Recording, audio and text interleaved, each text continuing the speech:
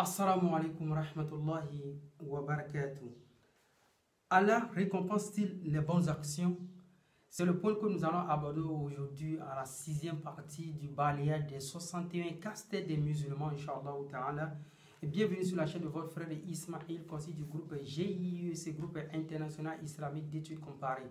Et que la paix et le salut d'Allah subhanahu wa ta'ala soit sur notre prophète Muhammad sallallahu alayhi wa sallam, sur sa famille, sur ses compagnons, sur tous ceux qui œuvrent véritablement pour l'islam jusqu'au jour de la résurrection, Inch'Allah.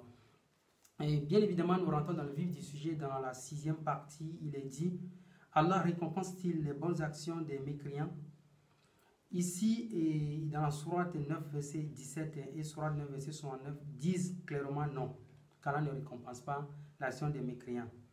Mais sourate 97, verset 7, 99 plutôt, verset 7, dit oui. En outre, selon la sourate 2, verset 62, Allah récompensera les chrétiens et autres pour leurs bonnes actions.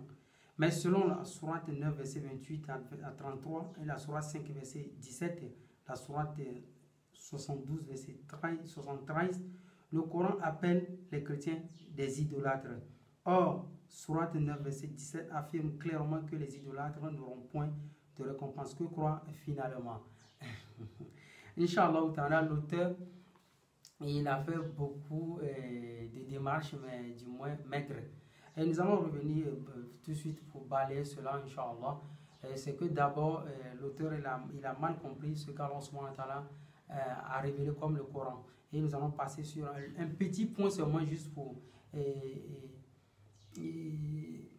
non seulement balayer, mais éradiquer tout ce qu'il a dit, Inch'Allah.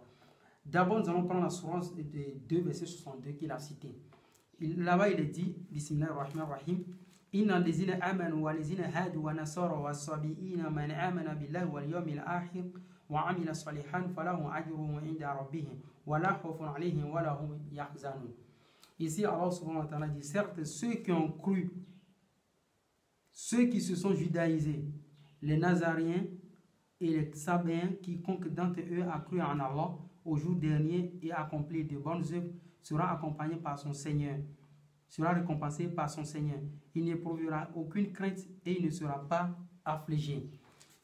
Ici, Allah subhanahu wa ta'ala parle de ceux qui se sont judaïsés. Qui se sont judaïsés? Là, je vais vous expliquer la partie. D'abord, dans le temps de Moussa alayhi salam, le judaïsme, la religion plutôt était nette.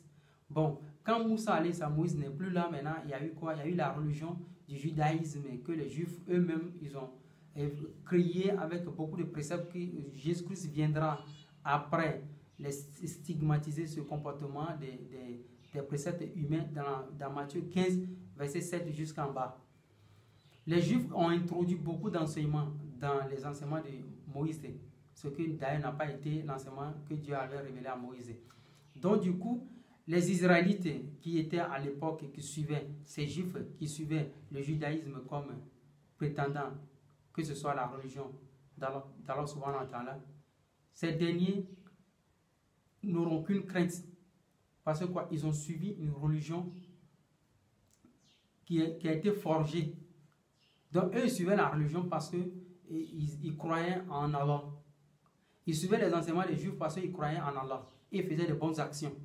Donc ce sont ces derniers-là, ceux qui se sont judaïsés. C'est eux, ils auront le paradis. Parce qu'eux, ils le faisaient dans l'inconscience.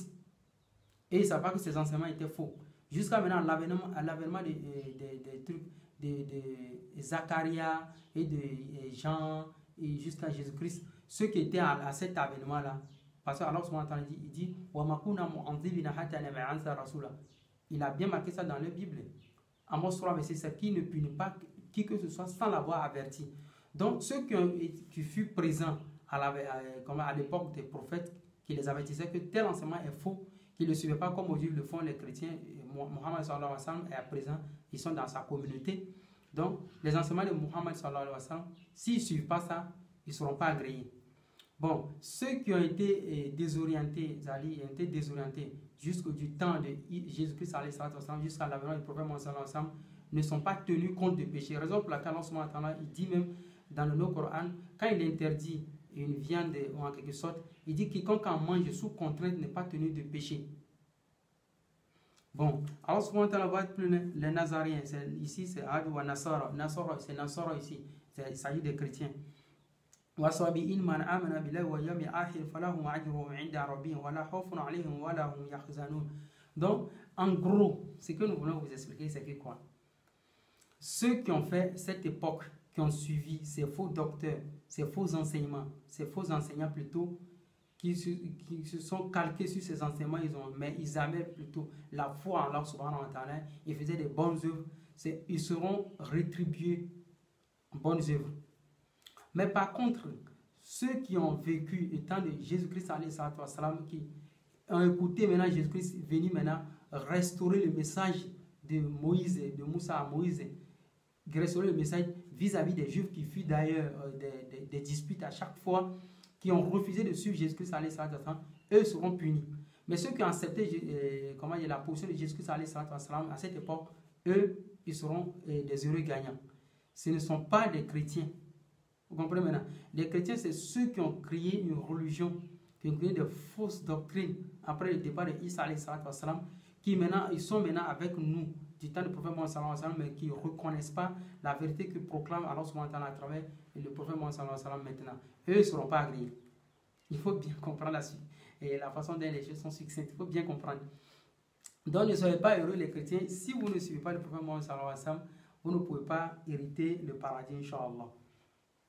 Bon, et pour repartir sur cela, nous allons vous donner un verset coranique et vous expliquer ce quoi le Coran. Dans la Sourate 16, verset 97, qu'est-ce que Allah subhanahu wa ta'ala nous dit? Bismillahirrahmanirrahim. Man amila salihan min zakari aw untha wa huwa mu'min. Quiconque, mâle ou femelle, fait une bonne œuvre tout en étant croyant. Quiconque, mâle ou femelle, fait une bonne œuvre tout en étant croyant, nous lui ferons vivre une bonne vie. Nous les récompenserons certes en fonction des meilleurs de leurs actions. Ici, wa huwa mu'min. Man amila salihan min zakari aw untha wa huwa mu'min. Dans tout le Coran, quand Allah parle de ceux qui vont récompenser, qui est croyant, mais va le récompenser, ceux qui font des bonnes œuvres et puis va le récompenser, obligatoirement, il faut qu'ils soient un croyant. Mais toute personne qui fait des bonnes œuvres, qui n'est pas un croyant, quand on dit croyant, c'est-à-dire un musulman fervent, pas même un musulman. Raison pour laquelle dans le Coran, il interprète toujours les croyants. Ya ayyuha allazina amanu. Vous comprenez maintenant? Donc, Allah ne dit jamais que Ya ayyuha al-muslimin. Non. Il dit toujours Ya ayyuha allazina amanu. Oh, vous les croyants. Donc, il y aura des Moussa, des Ibrahim qui ne seront pas pieux. Allah ne s'intéresse pas à eux. Allah interpelle plutôt Ya ayyuha allazina amanu kutiba alaykum siyama. Nous allons rentrer dans le mois de Ramadan. Allah dit oh, vous les croyants, je vous ai prescrit le jeûne. Allah n'a pas dit, il y a d'autres versets, Allah dit Ya ayyuha nas. Oh, vous les hommes.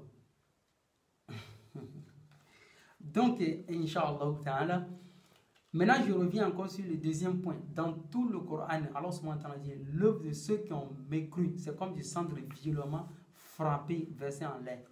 Ils ne vont rien profiter. L'œuvre de tous ceux qui ont mécru, c'est comme du cendre que le vent a éparpillé. Ils ne vont rien profiter. Pourquoi vont-ils profiter de quelque chose? Inch'Allah ta'ala, je vais vous expliquer. Par exemple, vous vivez dans une entreprise où vous vous conformez aux ordres donnés par vos coéquipiers.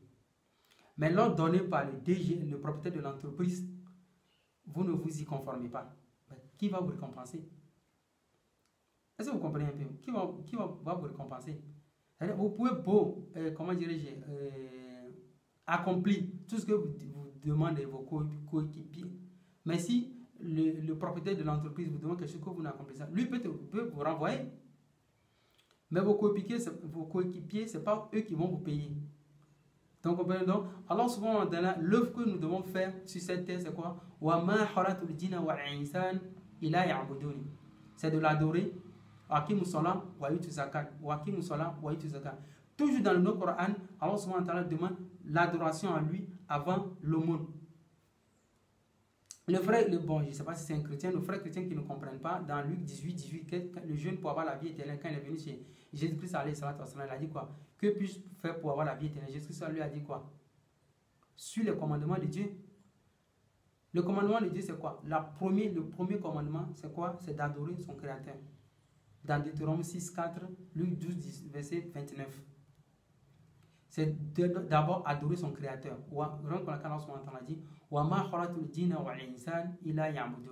Nulle part dans la Bible on ne trouve le verset où Allah dit: je n'ai créé les djinns et les hommes que pour m'adorer. Jamais. Raison pour laquelle les chrétiens prennent beaucoup de paresse à adorer Allah. Ils pensent qu'il faut danser dans les églises, il faut chanter. Non, quand tu danses, tu chantes, ça c'est une réjouissance personnelle, c'est individuel.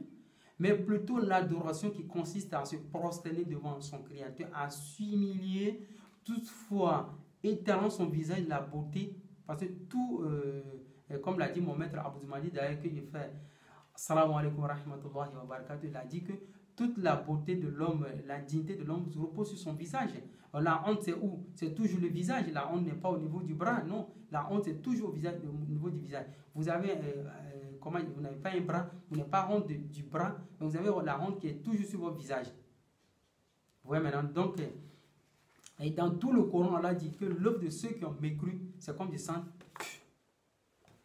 Mais par contre, ceux qui vont récompenser, man amila salihan min zakari a unta, l'homme ou femme. Ici, Allah a encore dit homme ou femme. Ou d'autres pensent aujourd'hui que la femme doit être inférieure à l'homme par rapport à l'adoration. Non, la femme et l'homme, comme Allah l'a dit dans l'autre sourate, que nous les humains, on a été créés du mâle et puis femelle. Le mâle d'entre nous, c'est le plus pieux. Donc, parlant de l'adoration, la femme et l'homme sont à l'égal. Vous comprenez maintenant? Ils sont à l'égal. Mais les tâches sont différentes. Donc, dans tout le Coran, vous comprenez cela en définitive, que dans tout le Coran, Allah subhanahu wa ta'ala, il dit que l'œuvre de tous ceux qui ont mécru sera éparpillée. Mais ceux que leurs œuvres seront agréées, c'est ceux les croyants. Wahuwa mu'min. Tout le Coran, wahuwa mu'min. Wahuwa mu'min. Donc, ne pensez pas pouvoir ne pas être musulman et puis accomplir des bons œuvres. L'œuvre la plus parfaite et la première, la plus valeureuse, c'est d'abord adorer Allah subhanahu wa ta'ala, c'est-à-dire le but de la création de l'être humain. Barakallahu fikum. Assalamu alaikum wa rahmatullahi wa barakatuh.